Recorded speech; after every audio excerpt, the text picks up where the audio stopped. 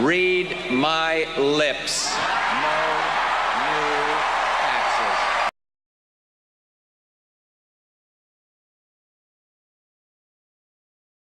I will close Guantanamo. I will restore habeas corpus. Guantanamo, that's easy. Close down Guantanamo, restore habeas corpus. We're going to lead by shutting down Guantanamo and restoring habeas corpus. I intend to close Guantanamo, and I will follow through on that. Guantanamo will be closed. That flag represents rule of law and due process, and that's why we're going to close Guantanamo and restore habeas corpus. I will promise you this, that if we have not gotten our troops out by the time I am president, it is the first thing I will do. I will get our troops home. We will bring an end to this war. You can take that to the bank. Let me emphasize that we anticipate this transition to take place in a matter of days and not a matter of weeks. I am less interested in passing out blame than I am in learning from and correcting these mistakes to make us safer. For ultimately, the buck stops with me.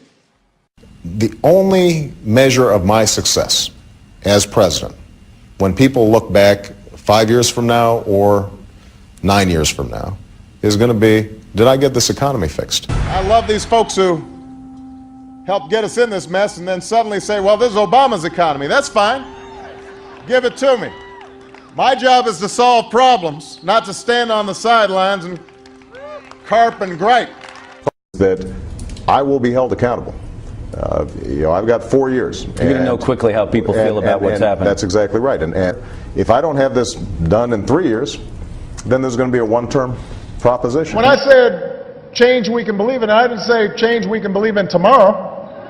You had an Arab Spring in the Middle East, and then you had the situation in Europe, and you had a tsunami in Japan.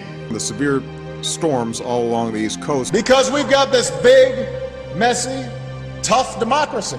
There are still too many Republicans in Congress who have refused to listen to the voices of reason and compromise. These are bills that Congress ran up. But, we've been a little bit lazy, I think, over the last couple.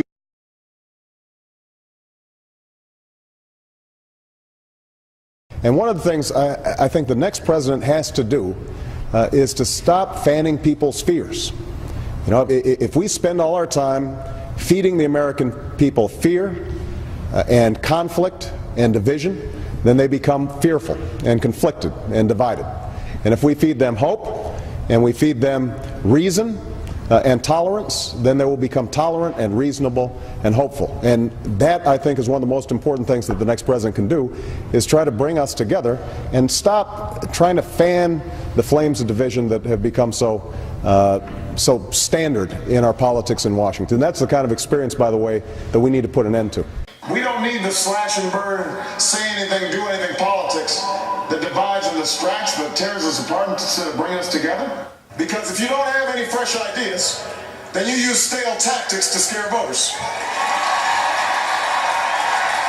If you don't have a record to run on, then you paint your opponent as someone people should run from. We don't mind the Republicans joining us. They can come for the ride, but they got to sit in back. And you see folks waving tea bags around. What I believe is that marriage is between a man and a woman. As far as why, what in your religious faith calls you to be against gay marriage? What I believe in my faith is that a man and a woman, when they get married, are performing something before God. I believe that marriage is the union between a man and a woman. Now, for me as a Christian,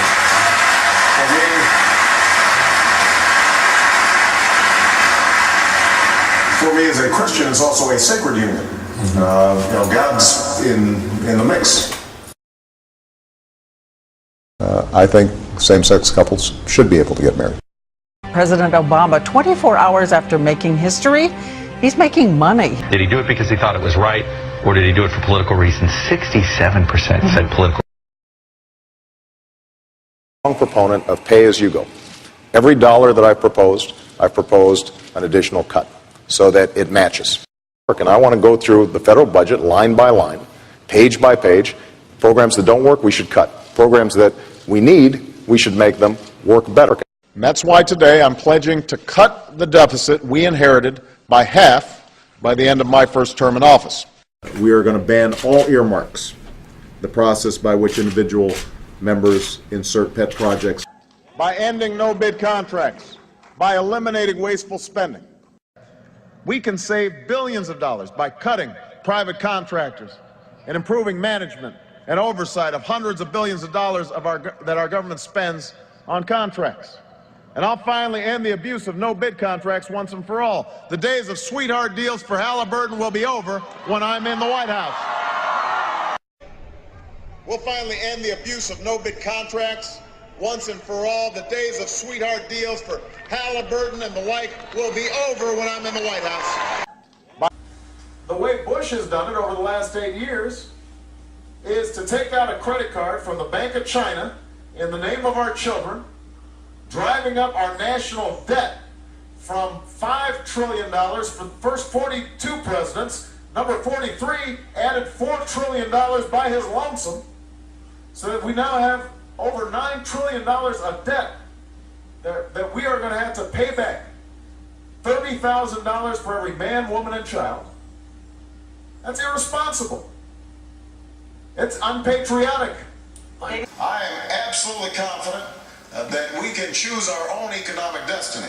We can choose another 4 years with the same reckless fiscal policies that George Bush has implemented, taking our national debt from $5 trillion to over $9 trillion in the span of 8 years, mortgaging our children's future on a mountain of debt, or we can restore some fiscal responsibility in Washington. We can, yes we can. I mean, the debt ceiling, that's a formality. Historically, this has not even been an issue. It's an unpleasant vote, but it's been a routine vote that Congress does periodically. The truth is that compared to other countries around the world, our deficit problems are completely manageable. And I could not get Republicans to go ahead and say, you're right, we're going to put country ahead of party.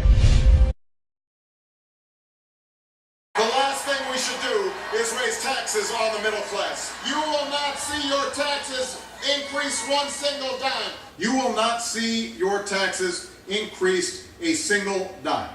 I repeat, not one single dime. Under this mandate, the government is forcing people to spend money, fining you if you don't. How is that not a tax? Because when I'm president, meetings where laws are written will be more open to the public, no more secrecy. That's a commitment I make to you as president. I'll make our government open and transparent so that anyone can ensure that our business is the people's business. But these negotiations will be on C-SPAN. And so the public will be part of the conversation. We're going to do all these negotiations on C-SPAN. So the American people will be able to watch these negotiations. You know, I respect the fact that Senator Clinton and President Clinton attempted in '93 to get health care reform passed. But I do think that they did it in the wrong way, because it was behind closed doors and we did not enlist the American people in the process. When there's a bill that ends up on my desk as president, you, the public, will have 5 days to look online and find out what's in it before I sign it, so that you know what your government's doing. Let me say it as simply as I can. Transparency and the rule of law will be the touchstones of this president. Since taking office, this has been the administration that's prosecuted more whistleblowers in 2 years than in the preceding 40 years, that meets with lobbyists across the street from the White House so they don't have to disclose their meeting with lobbyists, and, this is true, censored nearly 200 pages of internal emails about their efforts to make government more transparent. That means no more illegal wiretapping of American citizens. No more national security letters to spy on citizens who are not suspected of a crime. No more tracking citizens who do nothing more than protest a misguided war. No more ignoring the law when it is inconvenient. When Congress offers you a bill, do you promise not to use presidential signage to get your way? Yes. I believe in the Constitution, and I will obey the Constitution of the United States. We're not going to use signing statements as a way of doing an end run around Congress. All right? We have a responsibility to act. That's what's happened in Libya over the course of these last 6 weeks. The biggest problems that we're facing right now have to do with George Bush trying to bring more and more power into the executive branch and not go through Congress at all. And that's what I intend to reverse when I'm President of the United States of America. I can't wait for Congress to do its job. So where they won't act, I will. And I've told my administration, we're going to look every single day to figure out what we can do without Congress. What can we do without? They will not work in my White House, and they will not drown out the voices of the American people when I am president.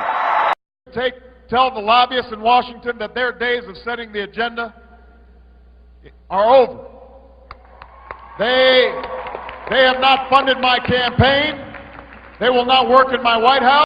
Just this weekend, the New York Times published a list of names, a rather long list of names of people who are working on Obama's transition team or who have accepted jobs in his White House, who are either former lobbyists or who have close ties to lobbyists. And that means that no matter how we reform health care, we will keep this promise to the American people. If you like your doctor, you will be able to keep your doctor, period. If you like your health care plan, you will be able to keep your health care plan, period. No one will take it away, no matter what.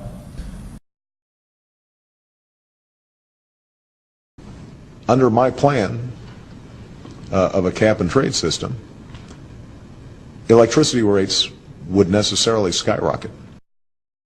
But I think it is important for us to send some price signals to change behavior. Americans like to drive their big SUVs. They like to leave all the lights on in their house. We're going to have to change our habits. If we want to do something serious about that, it's not going to be painless. We cannot continue to rely only on our military in order to achieve the national security objectives that we've set. We've got to have a civilian national security force that's just as powerful, just as strong, just as well funded. We can't drive our SUVs and, eat as much as we want and keep our homes on, 72 degrees at all times, and whether we're living in a desert or we're living in the tundra, and then just expect that every other country is going to say, okay, you guys go ahead and keep on using 25% of the world's energy, even though you only account for 3% of the population, and we'll be fine. Don't worry about us. That's not leadership. We are 5 days away from fundamentally transforming the United States of America.